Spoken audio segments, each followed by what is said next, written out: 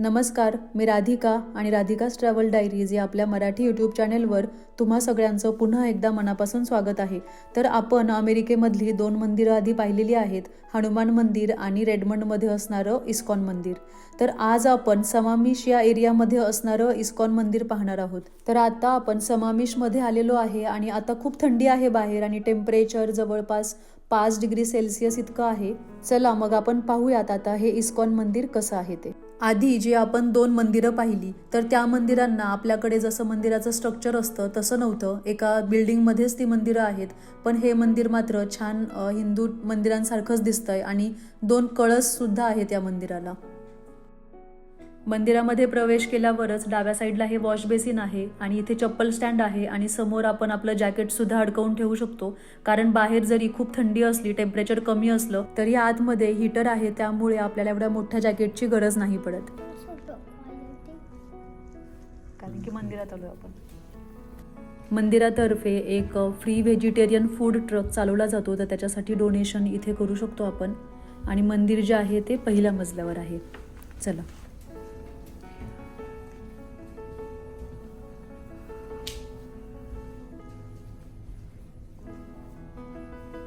पहिल्या मजल्यावर आल्यावर ही उजव्या साईडला मंदिराची लायब्ररी आहे आणि डाव्या साईडला हे मंदिर आहे. हे मंदिर जर पाहिलं तर बऱ्यापैकी मोठं आहे, प्रशस्त आहे आणि समोर मंदिराचा गाभारा आहे. आता बंद आहे, पण थोड्या वेळाने आरती चालू होईल तेव्हा मात्र हा पडदा उघडला जाईल, मग आपण दर्शन घेऊयात.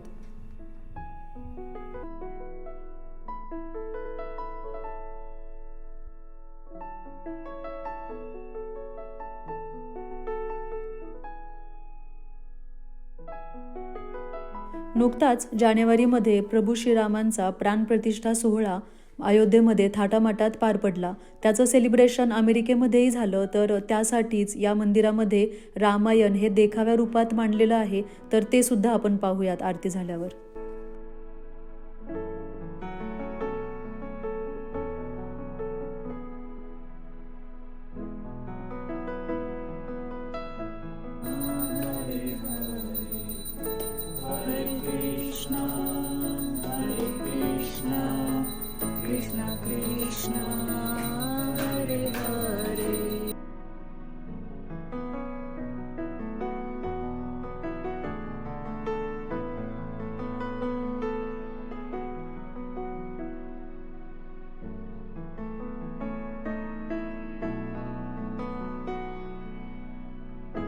चित्ररूपातली इथे लावलेली रामायणाची गोष्ट आपण पाहूयात. पुत्रप्राप्तीसाठी राजा दशरथ एक यज्ञ करतात. त्यानंतर त्यांना राणी कौसल्या, सुमित्रा आणि कैकई यांच्याकडून राम, लक्ष्मण आणि भरत ही मुलं होतात. त्यानंतर राम, लक्ष्मण आणि भरत यांना एका गुरुकुलमध्ये त्यांचं शिक्षण पूर्ण करण्यासाठी पाठवलं जातं. तिघेही भाऊ गुरुकुलमध्ये 12 वर्ष राहून त्यांचं शिक्षण पूर्ण करतात. इथे जी ही दृश्य उभारलेली आहेत ही सगळी एका पुठ्ठ्याची बनवलेली आहेत आणि खूप सुंदर कुटी आणि खूप सुंदर असं गुरुकुल आपण इथे पाहू शकतो. तुळशी वृंदावन, गाईचा गोठा खूप छान पद्धतीने इथे बनवलेला आहे. गुरुकुलचं शिक्षण पूर्ण करून आल्यावर एके दिवशी गुरु विश्वामित्र राजा दशरथांना भेटायला अयोध्येमध्ये येतात. जगाच्या कल्याणासाठी ते एक यज्ञ करत असताना ताटका नावाची राक्षसीन त्यांना त्रास देत होती. त्यांना तो यज्ञ पूर्ण करण्यासाठी अडथळा येत होता. गुरु विश्वामित्रांनी सांगितलं की फक्त प्रभू श्रीरामच तिला हरवू शकतात. त्यानंतर राम, लक्ष्मण गुरु विश्वामित्रांसोबत जातात आणि प्रभू श्रीराम ताटका या राक्षसिनीचा वध करतात. इथे प्रभू श्रीराम आणि अहल्या यांची भेट दाखवली आहे. गुरु विश्वामित्र, प्रभू श्रीराम आणि लक्ष्मण मिथिलाला निघालेले असतात, जिथे राजा जनक यांची मुलगी सीता हिचं स्वयंवर होणार होतं. तिथे जात असताना प्रभू श्रीराम आणि अहल्या यांची भेट होते. सीतेच्या स्वयंवरामध्ये महादेवाचं शिवधनुष्य तिथे आलेल्या मोठमोठ्या शूरवीरांना उचलता येत नाही. प्रभू श्रीराम मात्र ते शिवधनुष्य सहज उचलून त्याचे 2 भाग करतात. त्यानंतर प्रभू श्रीराम आणि माता सीता यांचं थाटामाटात लग्न होतं. लग्नाच्या 12 वर्षानंतर राजा दशरथ प्रभू श्रीरामांना अयोध्येचा राजा बनवायचं ठरवतात, पण दासी मंथरेच्या सांगण्यावरून राणी कैकई राजा दशरथांकडे 2 वर मागते. प्रभू श्रीरामांना 14 वर्षांचा वनवास आणि तिचा मुलगा भरत याला अयोध्येचा राजा बनवण्याची ती मागणी करते. प्रभू श्रीराम राणी कैकेयीची मागणी मान्य करून वनवासाला जाण्यासाठी तयार होतात. माता सीता, लक्ष्मण आणि प्रभू श्रीराम वनवासाला जातात. राजा दशरथाला हा पुत्रवियोग सहन होत नाही आणि ते मृत्युमुखी पडतात. श्रावण बाळाचा पुत्रवियोगाने मृत्यू होईल हा शाप खरा होतो.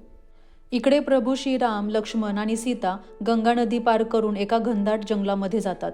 राजा दशरथ यांच्या मृत्यूची बातमी द्यायला आणि प्रभू श्रीरामांना अयोध्येमध्ये परत बोलवण्यासाठी भरत आणि शत्रुघ्न रामाची भेट घेतात. प्रभू श्रीराम मात्र दिलेलं वचन पाळण्यासाठी अयोध्येला परत येण्यासाठी नकार देतात. तेव्हा भरत त्यांच्या पादुका घेऊन जातो आणि तो सुद्धा अयोध्येच्या सिंहासनावर बसायला नकार देतो. आपण जर अयोध्येजवळील जंगलामध्ये राहिलो तर इथले लोक नेहमीच भेटायला येतील आणि जंगलामधलं वातावरण सुद्धा बिघडू शकतं. म्हणून तिघेही लांब जंगलामध्ये पंचवटी इथे राहायला जातात. बरीच वर्ष आनंदाने जंगलात राहिल्यानंतर एकदा शूर्पणखा ही राक्षसीन प्रभू श्रीरामांना पाहते आणि त्यांच्या प्रेमात पडते. त्यानंतर लक्ष्मण माता सीतेला मारण्याचा प्रयत्न करणाऱ्या शूर्पणखाचं नाक कापून टाकतो. चिडलेली शूर्पणखा रावणाकडे जाते आणि झाल्या प्रकाराचा बदला घ्यायला सांगते. रावण त्याचा मामा मारीच राक्षसाला एका सोनेरी हरणाचं रूप घेऊन पाठवतो. सोनेरी हरिण पाहून सीता प्रभू श्रीरामांकडे ते हरिण मागते. प्रभू श्रीराम जेव्हा हरणाला त्या मारतात तेव्हा मारीच राक्षस प्रभू श्रीरामांच्या आवाजात लक्ष्मणाकडे मदत मागतात. घाबरलेली सीता लक्ष्मणाला प्रभू श्रीरामांच्या मदतीसाठी पाठवते. कुटीभोवती लक्ष्मण रेषा आखून लक्ष्मण प्रभू श्रीरामांना मदत करण्यासाठी निघून जातो. त्यानंतर रावण एका साधूच्या वेशात येऊन सीतेचं अपहरण करतो. पुष्पक विमानातून जात असताना जटायू पक्षी सीतेला वाचवण्याचा प्रयत्न करतो, मात्र रावण त्याचे दोन्हीही पंख छाटून त्याला जखमी करतो. पुढे सीतेच्या शोधात असताना प्रभू श्रीरामांची आणि शबरीची भेट होते. तिथे प्रभू श्रीराम शबरीच्या हातची उष्टी बोरं सुद्धा प्रेमाने खातात. त्यानंतर सीतेला शोधण्यासाठी हनुमान समुद्र पार असलेल्या लंकेला जातो. तिथे माता सीतेची भेट घेऊन सोबत आणलेली प्रभू श्रीरामांची अंगठी तो सीतेला देतो. अशोक वाटिकेमध्ये उपद्रव केल्यामुळे हनुमानाला रावणाच्या दरबारात नेले जाते आणि तिथे त्याच्या शेपटीला आग लावली जाते. त्यानंतर हनुमान आपल्या आग लागलेल्या शेपटीने रावणाची सोन्याची लंका जाळून टाकतो. हनुमान लंकेमधून परत आल्यावर प्रभू श्रीराम आणि वानरसेना लंकेला जाण्याची तयारी करतात. वानरसेना प्रभू श्रीरामांचं नाव दगडावर लिहून समुद्रामध्ये जाण्यासाठी पूल तयार करतात. त्यालाच आपण रामसेतू म्हणतो. वानरसेना आणि हनुमानाच्या मदतीने प्रभू श्रीराम रावणाचा वध करतात आणि माता सीतेला रावणाच्या तावडीतून सोडून आणतात. अशी ही रामाची गोष्ट दृश्य रूपामध्ये खूप छान पद्धतीने इथे मांडलेली आहे.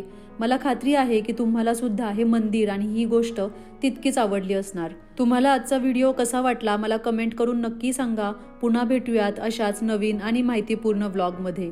व्हिडिओ पूर्ण पाहिल्याबद्दल धन्यवाद.